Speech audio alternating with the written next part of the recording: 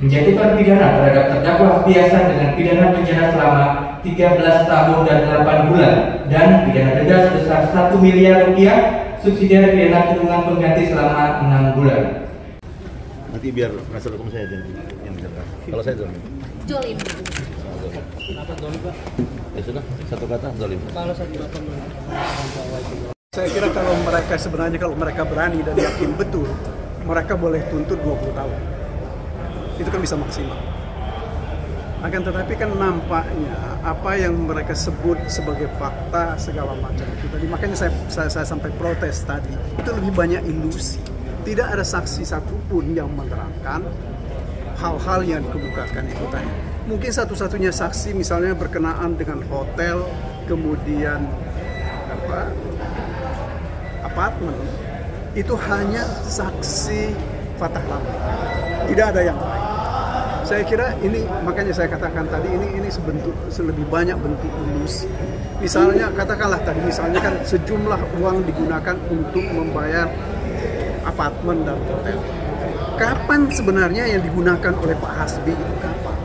Apakah selama sekian bulan itu seperti yang dituntut, ya, yang disampaikan itu memang selamanya itu digunakan oleh Pak Hasbi? Apa itu memang seperti itu tanggung jawabnya dia? Tidak ada satupun saksi yang mengatakan seperti itu di hadapan persidangan. Ya. Itu loh.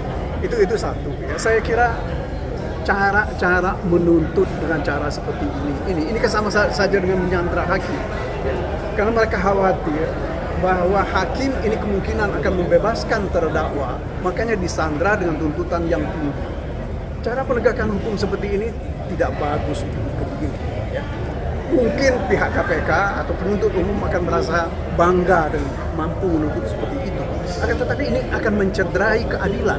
Sebab orang itu harus dihukum sesuai dengan kejahatannya. Misalnya uang 3 miliar. Siapa yang bisa membuktikan bahwa uang 3 miliar itu diterima oleh Pak Hasbi? Tidak ada satupun. Bahkan begitu juga mengenai tas, ya, 3 tas itu. Tidak ada satupun bukti menunjukkan bahwa itu memang pernah diterima oleh Pak Hasbi. Ya. Saya kira ini, makanya saya kira kita dengar tadi Pak Hasbi mengatakan ini zolim. Mari kita hentikan kezoliman ini, saya kira ya. Jangan karena mereka tidak suka terhadap orang, lantas mereka berbuat semena-mena. Sebelum kami membacakan tuntutan pidana tersebut, perlu kiranya kami mengemukakan hal-hal yang memberatkan dan yang meringankan yang kami jadikan pertimbangan dalam mengajukan tuntutan pidana ini, yaitu sebagai berikut. A. Hal-hal yang memberatkan.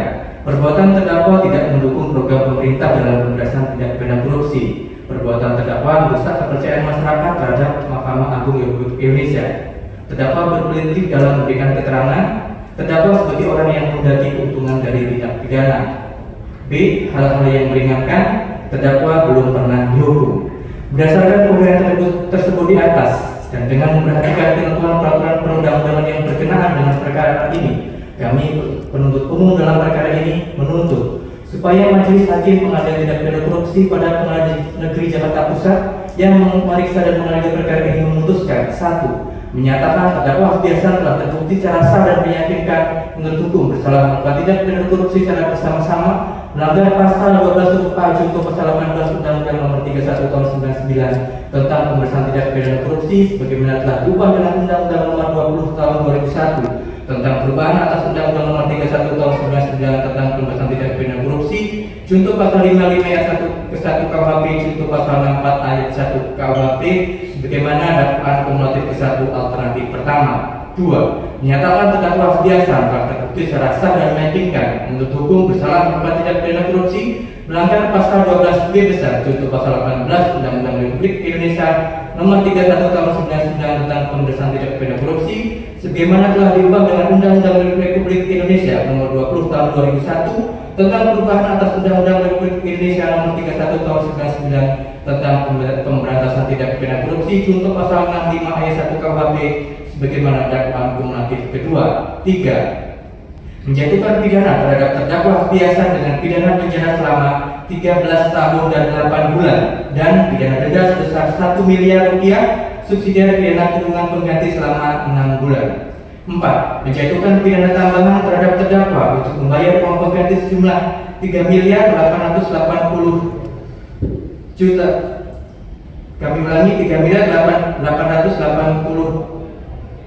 juta rupiah selambat-lambatnya 1 bulan setelah putusan pengadilan memperoleh hukum tetap. Jika dalam jangka waktu tersebut terdakwa tidak membayar uang pengganti, maka harta bendanya disita oleh jaksa dan dilelang untuk menutupi uang pengganti tersebut. Dan dalam hal terdakwa saat terpidana tidak mempunyai harta benda yang mencukupi untuk membayar uang pengganti, maka dipidana penjara selama 3 tahun. 5. Menetapkan masa penahanan yang telah dijalani oleh terdakwa dikurangkan seluruhnya dari pidana yang dijatuhkan. 6. Menetapkan agar terdakwa tetap berada dalam tahanan. 7. Menetapkan barang bukti berupa 1 sampai dengan barang bukti nomor 560 sebagai berikut terhadap barang bukti nomor 1 sampai dengan